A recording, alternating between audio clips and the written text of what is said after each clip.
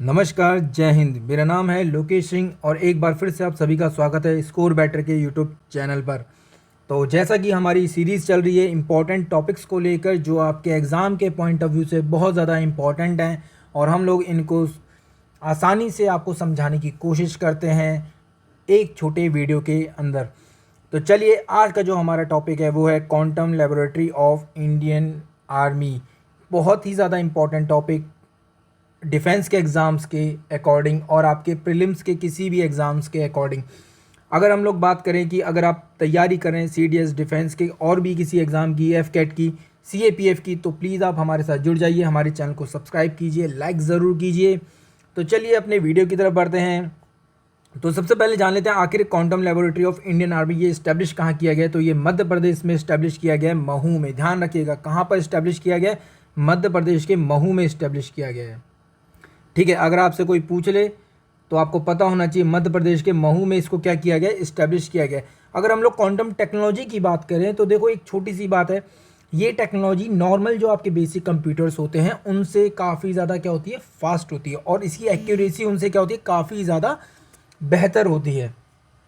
एक छोटी भाषा में समझने की अगर कोशिश करें तो इसके बारे में आपको अभी और अच्छे से डिटेल में बताऊंगा, पर पहले हम लोग थोड़े थोड़े बेसिक स्टेप्स के थ्रू इसको समझने की कोशिश करते हैं। आखिर हमें इसकी ज़रूरत क्या है, क्यों हम लोग इसको लेकर आ रहे हैं, इंडियन आर्मी इसके ऊपर क्यों फोकस करी, ये सारी चीज़ें हम लोग यहाँ पे जानने की कोशिश करेंगे। तो सबसे पहले क्वांटम टेक्नोलॉजी जो एप्लीकेशन है, एक तो एक सिक्योर्ड कम्युनिकेशन है, ठीक है, रिसर्च में काफ़ी ज़्यादा इस्तेमाल होती है, ठीक है, डिज़ास्टर मैनेजमेंट में जो समस्याएं आती हैं उनको दूर करने में बहुत ज़्यादा हेल्पफुल होती है, ठीक है, फार्मास्यूटिकल्स के बारे में स्टडी करने में बहुत ज़्यादा हेल्पफुल है, वेदर फोरकास्ट जैसी जो सर्विसेज हम लोग देते हैं, मौसम का पहले से पूर्वानुमान लगाते हैं, उसमें बहुत ज़्यादा क्या करती है, हेल्प करती है। आपकी जो फाइनेंशियल सिक्योरिटीज़ होती हैं उनको क्या करती है, बहुत ज़्यादा सपोर्ट करती है। फॉर एग्जांपल मैं आपको बताना चाहूँगा, आप लोगों ने रिसेंटली सुना होगा क्रिप्टोग्राफी, ठीक है, या फिर क्रिप्टो करेंसी, आप लोगों ने बिल्कुल सुना होगा, ठीक है। तो ये जो क्रिप्टोग्राफी या क्रिप्टो करेंसी होती है, आखिर ये जो क्रिप्टोग्राफी होती है और इसमें जो एक और चीज़ होती है जिसको हम लोग कहते हैं ब्लॉकचेन। इस ब्लॉकचेन के थ्रू एक सिक्योर्ड क्या किया जाता है, एक कंप्लीट नेटवर्क तैयार किया जाता है जिसके थ्रू ट्रांजैक्शन किया जाता है, ठीक है। तो ये आज के टाइम पे या भविष्य में होने वाली एक क्या तकनीक है जिसके द्वारा हम लोग फाइनेंशियल सिक्योरिटीज़ को क्या कर सकते हैं, बेहतर बना सकते हैं। एक छोटा सा एग्जांपल, जितने भी बिटकॉइन का ट्रांजैक्शन होता है इसको क्यों कोई ट्रेस नहीं कर पाता, उसके पीछे कारण यही है कि उनको क्या किया गया, ब्लॉकचेन के थ्रू, क्रिप्टो के थ्रू क्या किया गया, सिक्योर्ड किया गया है। एक कोड होता है, उसके थ्रू आपकी ट्रांजैक्शन होती है और वो कोड केवल और केवल क्या, इनक्रिप्ट और डिक्रिप्ट किया जा सकता है, और वो भी केवल किस, उसी कंप्यूटर के द्वारा जिसके पास उसकी क्या होगी, की होगी, ठीक है। देन एरोस्पेस इंजीनियरिंग में बहुत ज़्यादा हेल्पफुल है। साइबर सिक्योरिटीज़, ये मैंने आपको समझाई दिया यहाँ पर इसके थ्रू, ठीक है, उसमें बहुत ज़्यादा इंपॉर्टेंट रोल करेगा। मैन्युफैक्चरिंग सेक्टर में बहुत ज़्यादा क्या करेगा, इंपॉर्टेंट रोल प्ले करेगा। अब बात करते हैं आखिर इंडियन आर्मी को इसकी ज़रूरत क्यों पड़ी, कैसे पड़ी। तो सबसे पहले हाल ही में भारतीय सेना ने military college of telecommunication engineering Mhow में इसको क्या किया, इस्टेब्लिश किया है। ये एक इम्पॉर्टेंट पॉइंट है, आपको पता होना चाहिए। इसको हम लोग शॉर्ट में बोलते हैं MCTE, ठीक है, महू। तो यहाँ पर क्या किया गया, इसको इस्टेब्लिश किया गया है। इसका मेन जो मकसद है वो यही है कि आने वाले समय में भारतीय सेना को हर एक तरीके से क्या करना, तैयार करना, कि आज के टाइम पर युद्ध का जो तरीका है वो हर जगह क्या हो गया, बदल गया है। पहले होता था 1-on-1 वॉर होती थी जहाँ पे आमने सामने दो लोग तलवार लेकर या भाले लेकर खड़े हो जाते थे, ठीक है। देन उसके बाद क्या हुआ, एक टाइम बदला, देन उसके बाद धनुष बाण जैसी चीज़ें आ गई, लोगों ने थोड़ा दूरी से युद्ध करना शुरू कर दिए। उसके बाद तोपें, बंदूकें, इस तरह से जैसे जैसे चीज़ें एडवांस होती गई, युद्ध का तरीका भी बदलता चला गया। आज के टाइम पर अगर हम लोग देखें तो साइबर वॉरफेयर हमारे लिए एक बहुत बड़ा खतरा बन चुका है। उससे निपटने के लिए केवल हमें तैयार नहीं होना, हमारी सेनाओं को भी उससे क्या होना, उतना ही ज़्यादा बेहतर तरीके से तैयार होना ज़रूरी बन है। तो इसीलिए यहाँ पर भारतीय सेना ने इसको क्या किया, एक मुहिम शुरू की है कि अपने लोगों को, भारतीय सेना में जो काम कर रहे हैं उन लोगों को इससे क्या करना, बेहतर तरीके से जानकारी प्रोवाइड करवाना उन लोगों तक, ठीक है। वहाँ पे इस तरह का टेक्निकल लोगों को रखना ताकि आर्मी का जो डेटा है उसको सिक्योर किया जा सके, उनके कम्युनिकेशन सेक्टर जो सिस्टम है उसको सिक्योर किया जा सके, और भी जो वहाँ पे इंफॉर्मेशन है उसको क्या किया जा सके, सिक्योर किया जा सके। तो कहीं ना कहीं आर्मी को भी इसकी क्या है, बहुत ही ज़्यादा ज़रूरत है।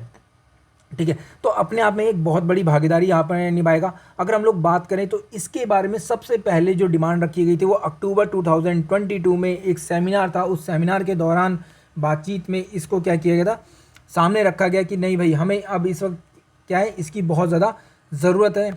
हमें इंडियन आर्मी को इस सेक्टर में भी क्या लेकर आना पड़ेगा, आगे लेकर आना पड़ेगा। तो यहाँ पर सिर्फ और सिर्फ केवल एक क्वांटम लेबोरेटरी नहीं, यहाँ पर एक एआई टेक्नोलॉजी को भी क्या किया है, लेबोरेटरी को भी इस्टेब्लिश किया गया है। ठीक है, ध्यान रखना।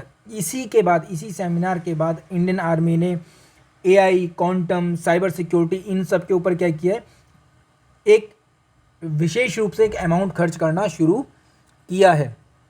ठीक है, तो ये चीज़ आपको यहाँ पर अच्छे से पता होनी चाहिए, ताकि हम लोग यहाँ पर क्या कर सकें, अपने कम्युनिकेशंस को या अपने जो डेटा है उसको क्या कर सकें, सिक्योर कर सकें। ठीक है, इस चीज़ का ध्यान रखिए आप लोग। चलिए आगे बढ़ते हैं।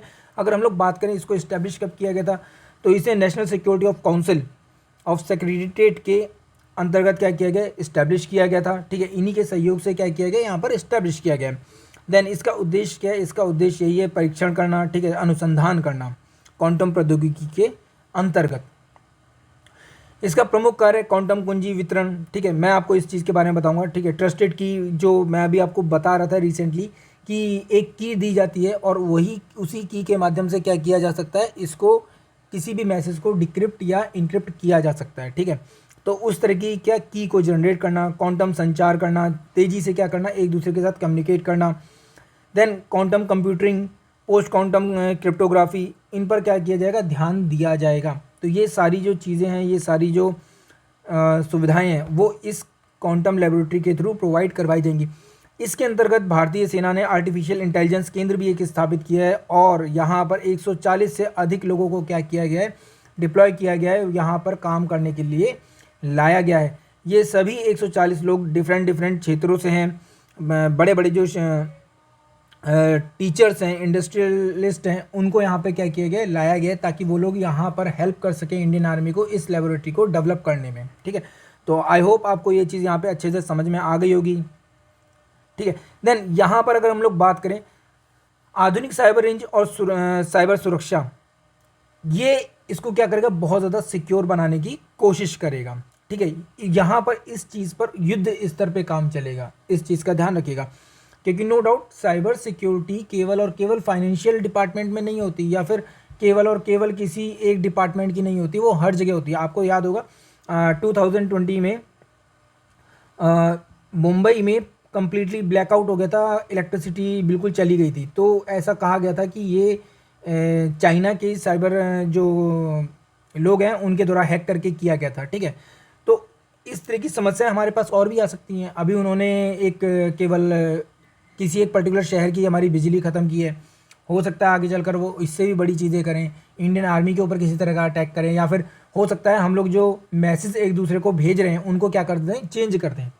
तो इसीलिए कहीं ना कहीं हमारे पास इसकी एक बहुत बड़ी रिक्वायरमेंट थी कि हमें इस वक्त अपनी सेना को इसके लिए भी क्या करना है, तैयार करना था।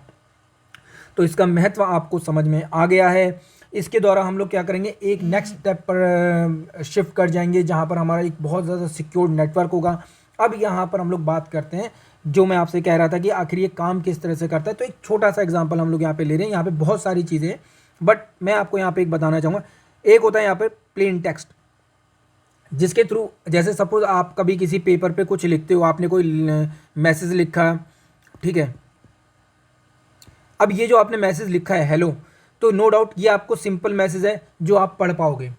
ठीक है, जो आप क्या कर पाओगे, पढ़ पाओगे, और कोई भी दूसरा देखेगा तो वो भी क्या कर पाएगा, इसे हेलो को पढ़ के समझ जाएगा। ठीक है, इसको क्या किया जाता है, इनक्रिप्ट किया जाता है। ठीक है, क्या किया जाएगा, इनक्रिप्ट किया जाएगा, सिक्योर किया जाएगा, और इसके जो टेक्स्ट है उसको कन्वर्ट किया जाएगा किसमें, ठीक है, कीपर टेक्स्ट में, किसमें, सिपर टेक्स्ट में, सॉरी सिपर टेक्स्ट बोलते हैं इसको, सिपर टेक्स्ट में क्या किया जाएगा, कन्वर्ट किया जाएगा। ठीक है, अब ये जो सिपर टेक्स्ट है इसको कोई भी क्या नहीं कर सकता, कॉपी नहीं कर सकता। अगर कॉपी कर भी लेता है तो वो इसको क्या नहीं कर सकता, समझ नहीं सकता, पढ़ नहीं सकता। ध्यान रखना, इसको कोई भी क्या नहीं कर सकता, ना तो समझ सकता है और ना ही पढ़ सकता है। और ये हर कुछ समय के बाद क्या हो जाता है, अपने आप ही चेंज कर देता है कंप्यूटर। देन अब जिस भी पर्सन के पास सिक्योर्ड की होगी, ठीक है, जिस भी पर्सन के पास सिक्योर्ड की होगी वो उसी सिक्योर्ड की के थ्रू इसको क्या करेगा, डिक्रिप्ट करेगा और प्लेन टेक्स्ट में पढ़ पाएगा। ठीक है, क्या कर पाएगा, प्लेन टेक्स्ट में वापस से पढ़ पाएगा। और जब ये इसको दोबारा से मैसेज भेजेगा, इसके हेलो के बदले में ये भी क्या लिखेगा, हेलो लिखेगा। ठीक है, तो नो डाउट ये जो जब इसके पास जाएगा तो सेम इसी फॉर्मेट में ये क्या जाएगा, इसके पास भी जाएगा। ठीक है, सेम वही चीज़ इनक्रिप्ट होगा। इनक्रिप्ट होने के बाद क्या होगा, ये शिपर टेक्स्ट में क्या हो जाएगा, कन्वर्ट हो जाएगा।